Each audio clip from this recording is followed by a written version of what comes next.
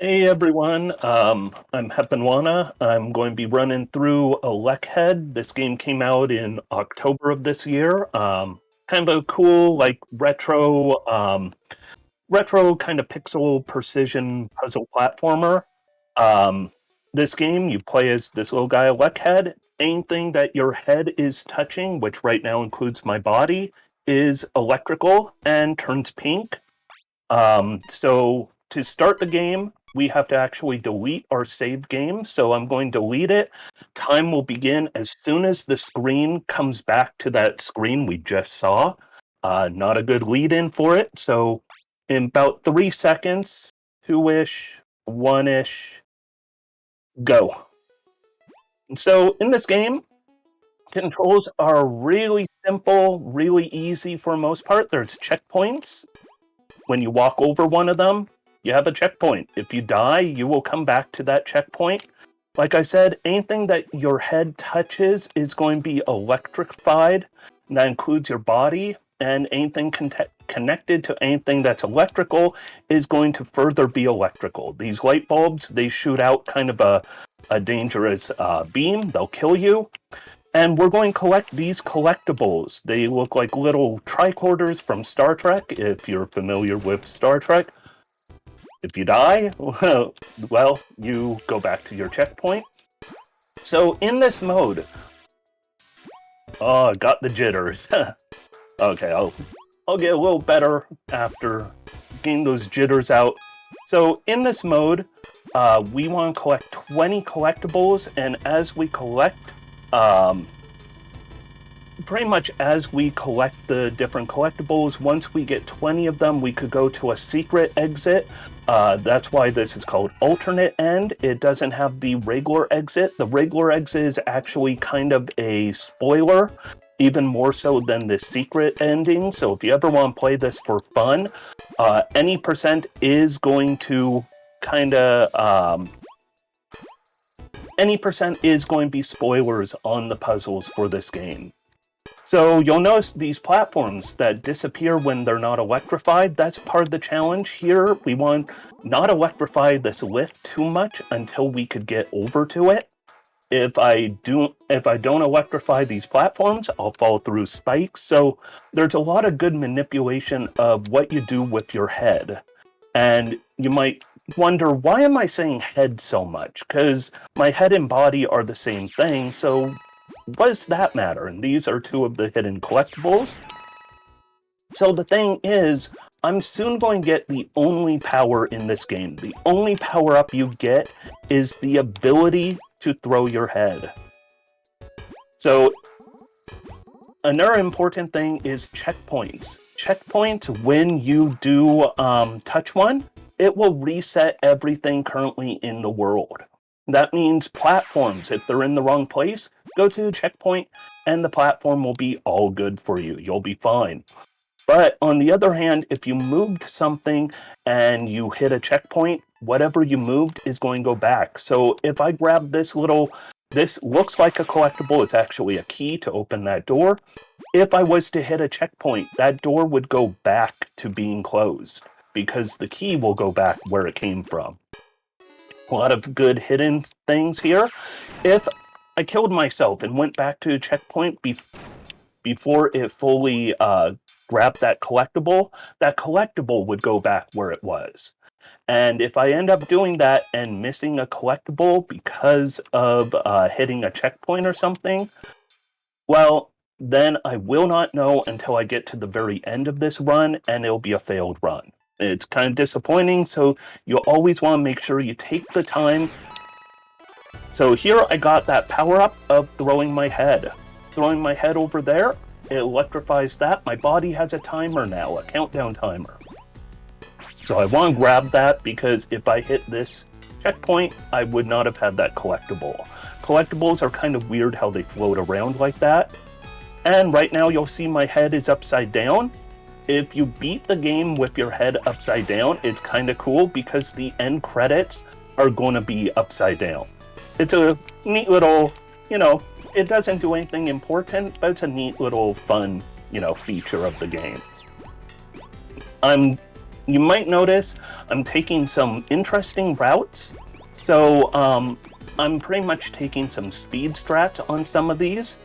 The way I could tell there's a secret here is there was a little dimple on the left side of the screen. You could see a little dimple on that wall. So this here, if I went down below, I could have seen what platforms were connected to the floor, and if I stand on those platforms that are connected to the floor, there would have been bad news because it would have shot a bunch of laser beams and killed me. You'll also see I'm coming across these doorways, these portals. Once you hit a portal, it will... So once you hit a portal, it will let you teleport there whenever you want. We're not going to teleport too much because we don't want to go backwards, but we will teleport occasionally. You'll see that coming up later on. We won't use many of the early teleports. We're just going to use the later ones. 2, 3, 4, 5. You want this to move forward enough with your head electric. So here I want to touch that right wall as I jump up. Now I go straight up. I could throw my head to keep that platform down. Here is where we first see checkpoints as the enemy. So if I grab this key here and then activate a checkpoint with my head attached to my body, it will put that key right back where it came from, which will then lock this door back here. So checkpoints are kind of an interesting thing in this. They're safety, but they're also going to get you killed. Like I said before, you could go without your head, but you get this timer counting down. You get 10 seconds, and so you gotta get back to your head quickly, and you always need to know when do you want to go without your head, and when do you want to keep your head attached. I mean, this is pretty much a game all about the stresses in life. Try and learn, not to lose your head too badly. So here we have a very good hidden collectible. This one, if you take the elevator too far up, those spikes on the ceiling will kill you, but if you take it high enough up, you could then go down under the elevator and be able to get that collectible. We now have 7 out of 20 collectibles. Throw my head there to start touching this wall a little early because we want to get our head on this platform so it'll be dragged out to here. And normally you'd want to go up right there. Instead, we don't want to go up yet because we have another collectible. So, other fun thing, you'll notice this is now following me, kind of like a strawberry on Celeste, except it's not about holding still, it's being in the right position for it. So you can get kind of caught off guard by that. I threw my head up here. Don't know if this was Devolver or not. I want to say it probably wasn't. This was a pretty much a small indie game that came out of Japan. So here, you want to keep throwing your head. And anytime you're riding a platform like that, if you throw your head and you move too far forward, you end up getting, oop, I am doing a bad job on that. So if you throw your head really good here, you could throw your head and actually run through in your tiny self. You want to make sure you grab this collectible right here, jump over this checkpoint so we don't hit it, so we get the collectible. Touch this wall here, elevator comes down, so we could ride it back up. If you took that bottom way, you'll see that one platform was missing. You would have made it all the way. So now we are at the 4th checkpoint. This is where things are going to start getting a little more interesting. Personally, I think this game's very interesting all around. This is easily one of my favorite games. 1, 2, 3, jump. This is one of my favorite games of all time, and I'm so glad it came out this year. Throw your head quickly, on speed, on rhythm. You'll get through that without having to slow down. Go over here, grab that key, throw your head before you get there. Yeah, Firebird Lover was... first time I played through this game, I was lucky enough to have Firebird Lover in chat, and actually helped me out with one puzzle where I got stuck playing through casually. Luckily, it's a puzzle we won't see here. Jump there or you fall down a pit. But it's a puzzle we won't see today. That is really close and really tight timing on that. You're not meant to throw your head immediately when you go those fireballs, but speedrun strats, you want to go fast. You gotta keep moving.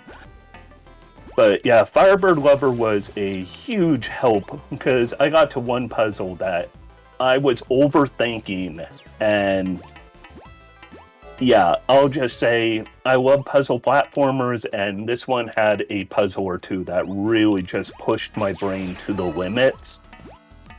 The whole idea of using checkpoints and trying to throw your head, not throw your head, like there's so few mechanics to this game, but so many at the same time that could just confuse you. Like right here, you throw your head and come up here. If you keep your head attached, those cannons to my right will start shooting, and they shoot too quick to come back. Yeah, Firebird Lover is just fantastic in the chat, you know, just always feels good having, like, you know, good people in the chat hanging out. I see. Alright, here I'm going to try something very... So, I might not make this. This is almost pixel perfect. I'm going to take the hard route one time. So, it will never get stuck on the ceiling. Oh, so I barely didn't make that. I'll take the safe route, because... Or I will do that, kill myself one time. So, I'm going to take the safe route here. So, right here, what we do is we then throw our head up there, trigger that trap, it'll kill the fireballs, then we could get through. You'll see your reticle, your aiming reticle stop there. That's your hint that you have to jump to de-electrify the floor. And now, we are coming to my least favorite collectible in this whole run. This one is Jetta Nightmare. Also, it's a cool little side thing coming up right here. Cool technique you have to learn, which is you only activate those portals by hitting them with your head. So, to go forward, we have to teleport to that portal. But first, we'll go back here to my least favorite checkpoint. Slot machines. I'll be quiet for a second. Alright, good, we got this. Wait for your head come back, and now we'll teleport to that portal. Yep, my nephew is in chat wanting me to do a cat noise if I get a PB. I'll probably do that for you, but I'm not so sure I'm getting a PB on this run. So here is a little mini game. You could use your head to help you collect things a little quicker. One thing you want to make sure of is do not get so far from your head that you end up dying from it. I have had a few runs recently go bad on me because of getting too far from my head. Now that we have 30 of these, 34 out of 10, we could go up here and collect these. And now we'll teleport back here and head to the right. So this is a interesting area because you'll notice there's been 3 collectibles per area. Here, we actually have like 6 of them, I want to say. So it's a little bit different. Nope. I was thinking I was a little further along than I was.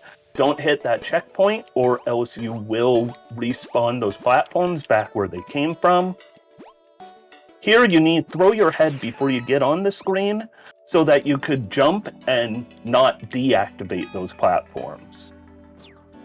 Here's another time where losing your head, then getting it back, but if we go over here, there is a collectible that is hiding away. The next to last one of the main run, we'll throw our head to get a quick collect on it. So you might be wondering, I just said we're at 17 collectibles, but we need 20. And I just said it's the last one, next to last one of the normal run. So here I'll show you real quick what happens when you step on a checkpoint. It reset that platform. So there are two collectibles that are entirely secret ones for this ending alone. And those will be real tricky for the last ones. Thank you for the GL. So over here, if you activate that TV screen, it'll tell you to throw your head up. Those screens, when you stand on the platform, they'll activate and tell you all sorts of great things. Grab that key, but there's also the final normal collectible of this run right over here. Throw my head so I quick collect as a safety strat, because there is a checkpoint right after this right there. Throw our head, and this way we could just ride under these fireballs, 2 cycles of them, and away we go. And then we only have a few more puzzles before we're pretty much at the end game. We are getting close to the end about now. This is a good, very fast game. If you play it casually, it takes a good several hours to get through. My first time through, it took me about 2 hours, maybe a touch longer. Hit that checkpoint, the platform goes back, my head falls down. We do the same general thing right here, but we're going to do it twice. Key is moving fast because you'll see the timer is getting low. In fact, we're going to have that timer get even lower coming up for the secret collectibles coming up. So this is a great example of where the checkpoint really resets things to open up new paths. So you hit that platform goes back up, and now you could go back and go under it. Throw our head here, and we will let our head power this platform, go under these fireballs. I threw that a little off. So by throwing your head where it touches this platform on the side there, it'll keep that lower platform active a little bit longer. Here's a cool one. It says 6 and up. You throw your head, wait for the timer to say 6. And you'll see over here, if you mistime that, it's falling onto spikes and you're gonna die. Here's another puzzle that really had me confused the first time through because I didn't know how to get these platforms active. And the secret is you activate it on the previous screen. This game has a lot of real cool, simple puzzles like that. None of the puzzles are overly complex, but they're great at making you think. So we're at checkpoint 6. We are going to go now to checkpoint question mark. You wait for the timer, say 10 on your life count. Checkpoint is now active. And we are pretty much at endgame now. To get this one, we grab it, and then we want to teleport. And then let's throw our head, and now I might have gone a little too slow. I might die on this one. So our timer is going to get yeah, I thought I was going to die, and I did. I messed up on that first jump, but here we go. This is very tight timing, and you have to have your head not with you. There we go. And now we have 20 out of 20 collectibles. So we are going to the end game. It will be time in about 20 or 30 seconds. There'll be plenty of heads-up notice on that, though. In fact, we will do a little counting. I like to see if I could get my head upside down going into this. So we will count to 5. 1. It's a slow count. Very slow count. 2. Okay, we're going to have notice come in real soon. 3. So I'm actually not going to count to 5. I'm going to count to 4, and then get ready on time. It is coming up. 3, 2, 1, time. And that is alternate end of ElecHead. Right now you're wondering what happened. So up above, jumping right here where you barely don't transition screen and throw your head up, there is pretty much a big, like, I don't know what you want to call it, a machine of some sort that your head plugs in right there. By jumping early, you end up pretty much skipping a few seconds. Also skipping seeing what happened. But this is the alternate end. The main ending is kind of a spoiler. Any percent can be done literally in 3.5 minutes. Any percent also is incredibly difficult because if you touch a single checkpoint throughout your any percent run, you are going to fail. It is quite confusing how that works. You want the original checkpoint of the game to be the checkpoint you use the whole game. Also, this game for speedrunning, if anyone's interested, it's a pretty small community for it. But the game goes off of in-game timer, which personally I always like games with in-game timer as the SRC time because it just makes it easier overall. You don't need to worry about load times or anything like that also. So credits will run through. After credits run through, it's going to show me coming up, I think it's next screen, what my time is, how many times I died, and how many collectibles. There's also 100%, so 1854 is pretty good. A lot of times I get stuck on those slot machines, but right now I'm third out of 3 on SRC for this run. But yeah, that was ElecHead alternate end. Any percent and 100% use the actual ending, I believe, and they're a lot more complicated. This is actually the easy run. But thanks for the GGs, and that's it for ElecHead.